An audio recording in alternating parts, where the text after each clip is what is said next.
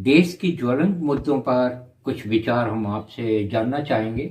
जैसे अभी इस समय महंगाई बहुत ज़्यादा बढ़ रही है भारत में, इसकी रोकथाम कैसे हो सकती है? क्या सुझाव देना चाहेंगे? एक अर्थशास्त्री के नाते मैं ये कहना चाहता हूँ कि देश की जनता को महंगाई से निराश नहीं होना चाहिए, महंगाई से घबराना नहीं चाहिए, क्योंकि अगर आर्थिक विकास का महायज्ञ चलता है तो उसमें संसाधन जुटाने की बात आती है।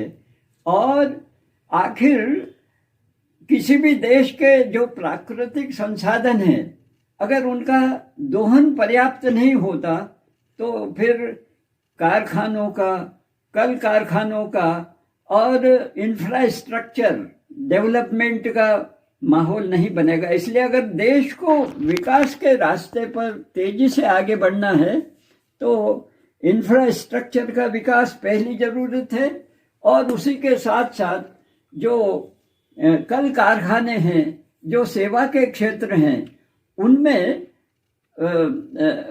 उनके माध्यम से देश की जो राष्ट्रीय आय है उसमें बढ़ोतरी होगी।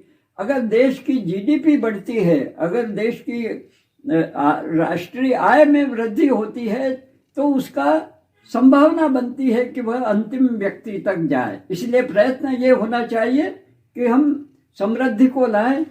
इसलिए प्रयत्न ये होना चाहिए कि हमारे देश में कल कारखानों का जाल बिछे, हमारे देश में आईटी सेक्टर बढ़े, हमारे देश में कृषि का विकास हो, कृषि के क्षेत्र में सुधार हो। इन सब के सम्मिलित प्रयत्नों से देश की राष्ट्रीय आय में अभिवृद्धि होगी और उसका लाभ आखिरी के लोगों तक पहुंचे। इसकी व्यवस्था सरकार ने करना चाहिए ताकि कोई भी देश में भूखा नहीं सोए। और मैं तो प्रारंभ से यह कहता रहा हूं कि गांव में जो गरीबी, बेरोजगारी है, उसके लिए वहाँ के सरपंच को और वहाँ के पटवारी को इसके लिए जिम्मेदार ठहराना चाहिए कि कोई भी उस गांव का व्यक्ति कभी भी भूखा न रहे, यह व्यवस्था होनी चाहिए। और इसमें सरकार उसको संबल दे, सरकार उसमें अपना सहयोग दे, तो मैं सोचता हूं कि वह देश के लिए भी बहुत अच्छी बात होगी। इसलिए महंगाई से घबराना नहीं चाहिए, मैं ये कहना चाहता हूं। इसके बदले आप ये कहिए कि हम और ज्यादा समृद्धि का सूरज कैसे पकड़ के लाएं और कैसे समृद्ध हो। अगर गरीबी मिटती है तो चाहे महंगाई कुछ बढ़ भी जाए तो उसके लिए चिंता नहीं करना चाहिए। इसलिए हमारा प्रयत्न आर्थिक विकास होना चाहिए। महंगाई तो अपने आप अपने अनुकूल हो जाएगी, समाज के अनुकूल हो जाएगी। नव दर्शन है आपके विचारों में। आपका कहने का तात्पर्य यह है कि जैसे जैसे महंगाई बढ़ती जाएगी वैसे वैसे भारत का आर्थिक विकास होता जाएगा। नहीं, इसे आप दूसरे ढंग से कहिए कि महंगाई तो बढ़ेगी, अगर आर्थिक विकास का महायज्ञ चलेगा तो संभावना का तर्क ये कहता है कि उसमें कुछ महंगाई अवश्य बढ़ेगी, पर उससे हमें घबराने की जरूरत नहीं है। हमारा प्रयत्न ये होना चाहिए कि प्रति व्यक्ति आय बढ़े। हमारा प्रयत्न होना चाहिए कि कोई भी बेरोजगार न रहे। हमारा प्रयत्न होना चाहिए कि कोई भी भूखा न रहे। हमारा प्रयत्न होना चाहिए कि सबको विकास के समान अवसर उपलब्ध हों। अगर ये व्यवस्था होती है तो मैं सोचता हूं कि समाज महंगाई से भी नहीं घबराएगा और वह देश में एक सानंद और सुखमय जीवन व्यतीत कर सकेगा। आपसे एक प्रश्न है कि जो वेतन है मजदूरों का, वो तो एक तयशुदा है। वो ऐसे समय में अगर महंगाई बढ़ती है तो व्यक्ति त्रस्त नहीं होगा क्या? देखिए, ऐसा है कि जिनकी आमदनी स्थायी है जिनकी आमदनी में एकदम बढ़ोतरी नहीं होती है। आपने श्रमिक क्षेत्र का उल्लेख किया, पर आपको मैं एक उदाहरण देकर के ये बात बताना चाहता हूँ कि एक ज़माना था, एक ज़माने से मेरा आशय 10 साल पहले की बात लें आप जी।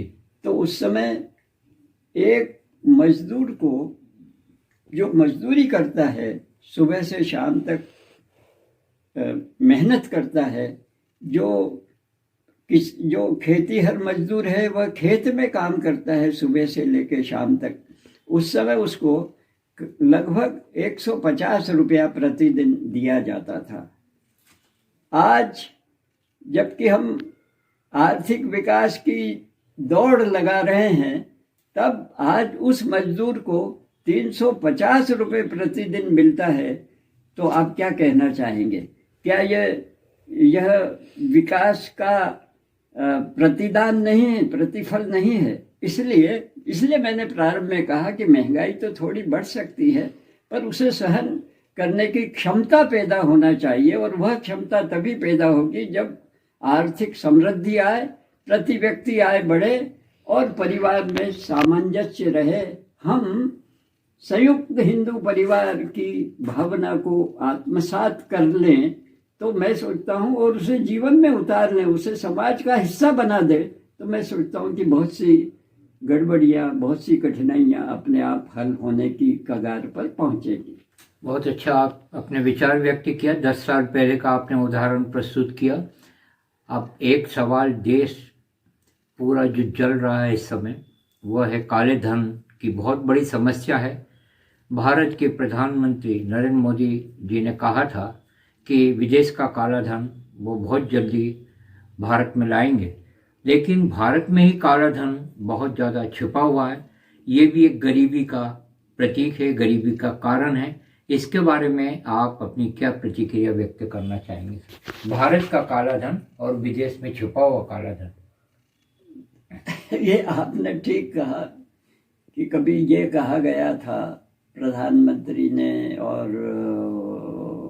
अन्य नेताओं ने कि अगर विदेश से काला धन आ जाए तो हर भारतीय के खाते में 75,000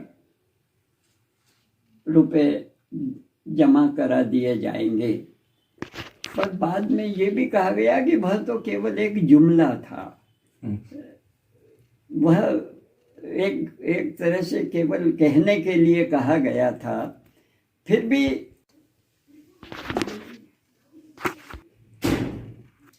ठीक, कौन सा कागज है? वो आगे का बोल देंगे, थोड़ा सा ही बोला। हाँ, थोड़ा सा जो आगे का, ये जुमला था 75,000 खाते में आ जाएंगे। हाँ, ये कहा गया कि यह केवल जुमला था। और फिर भी आप ये देखिए कि प्रधानमंत्री नरेंद्र मोदी जी के आने के बाद देश में काले धन को रोकने के प्रयत्न तो हुए। हो सकता है वे प्रयत्न उतने सफल न माने जाएं, पर प्रयत्न तो हुए। जब प्रधानमंत्री ने लाल किले की प्राचीर से ये कहा था कि न मैं खाऊंगा न खाने दूंगा, और उसके परिप्रेक्ष्य में उसी बात को आगे बढ़ाते हुए हिंदुस्तान में एक नया प्रयोग, बड़ा साहसपूर्ण प्रयोग हुआ डीमोनेटाइजेशन का, जबकि पुरानी मुद्रा समाप्त कर दी गई और उसके बदले नई मुद्रा का प्रचलन हुआ। तो इसका अर्थ ये हुआ कि जिन परिवारों के पास, जिन लोगों के पास, जिन राजनीतिक दलों के पास पुराने नोटों के अंबार थे, वे एक ही रात में खत्म हो गए। फिर भी हम ये नहीं कह सकते कि देश से काला धन पूरा का पूरा समाप्त हो गया हो, ऐसा नहीं कह सकते। आज भी काले धन की अर्थव्यवस्था जरूर चल रही है। वह हो सकता है वो उतनी सशक्त नहीं हो जो आज से 1914 के पहले थी।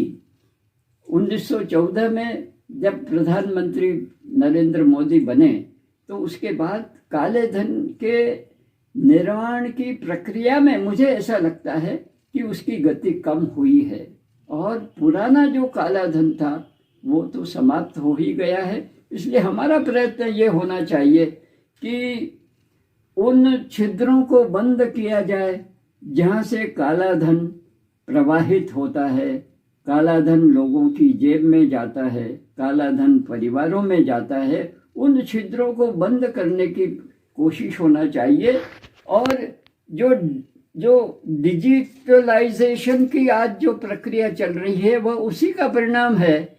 इसलिए आप पाएंगे कि सरकार की योजनाओं का, सरकार के सहायता कार्यक्रमों का जितना नकद पैसा लोगों को तक पहुंचना चाहिए वह उनके खातों में सीधे पहुंच रहा है। कोई बिचौलिया नहीं है, कोई मध्यस्थ नहीं है, वह सीधा का सीधा संबंधित व्यक्ति के अपने खाते में पहुंचता है, और पूरे देश में करोड़ों लोगों के खातों में वह सीधी रकम पहुंचती है।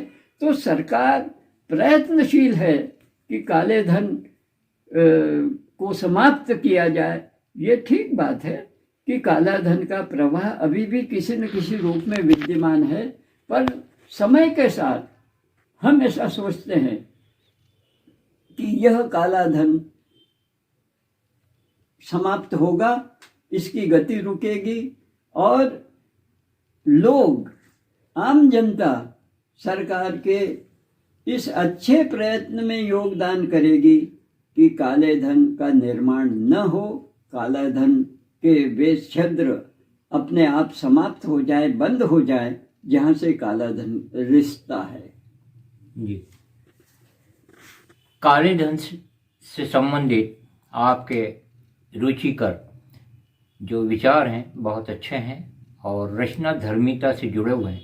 मध्य प्रदेश से जुड़ा हुआ एक सवाल हम आपसे करना चाह रहे थे, और आज के साक्षात्कार का वो अंतिम सवाल होगा कि आपको विदित होगा इंदौर और भोपाल में पुलिस कमिश्नरी व्यवस्था लागू हो गई है। इस बारे में आप क्या प्रतिक्रिया व्यक्त करना चाहेंगे? आपको ये जानकर प्रसन्नता होगी कि हम पिछले 10-12 वर्षों से इंदौर, भोपाल, ग्वालियर, जबलपुर, सागर इन बड़े नगरों में पुलिस कमिश्नरी व्यवस्था का समर्थन करते रहे हैं, चाहते रहे हैं। इसके लिए हमने अनेक स्तरों पर मुख्यमंत्री से लेकर के केंद्र के मंत्रियों तक से संपर्क बराबर किया है, और पुलिस कमिश्नरी प्रणाली से जो हमें सबसे बड़ा लाभ जो दिखाई देता है वह यह है कि इन नगरों की कानून और व्यवस्था में काफ़ी सुधार होगा, एक बात। और दूसरी बात ये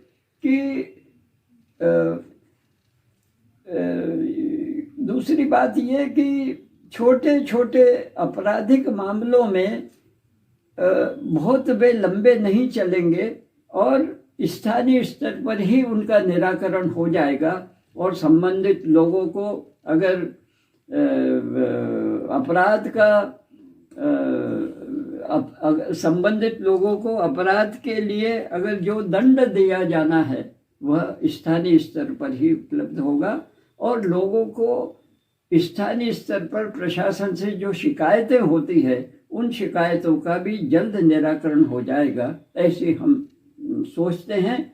और ये प्रणाली मुंबई और अन्य महानगरों में सफल रही है, इसलिए भी इसका समर्थन होना चाहिए। और अब केवल इंदौर और भोपाल में ही क्यों, अन्य बड़े जो नगर हैं उनमें भी पुलिस कमिश्नरी प्रणाली लागू होना चाहिए। ये हमारी मांग भी है, ये हमारा कहना भी है। हम आपका अभिनंदन करते हैं प्रोफेसर उदय जैन जी, और इस साक्षात्कार पर हम समस्त दर्शकों की प्रतिक्रियाओं का स्वागत करेंगे। बताइए कि ये साक्षात्कार आपको कैसा लगा। आपकी प्रतिक्रिया प्रजातंत्र को और देश को मजबूत बनाएगी। इस शुभकामना के साथ में नए वर्ष के अंतर्गत ये वैचारिक इंटरव्यू हम आपको समर्पित कर रहे हैं। जय भारत, जय हिंद। नमस्कार सर। नमस्कार। जय भारत, जय हिंद।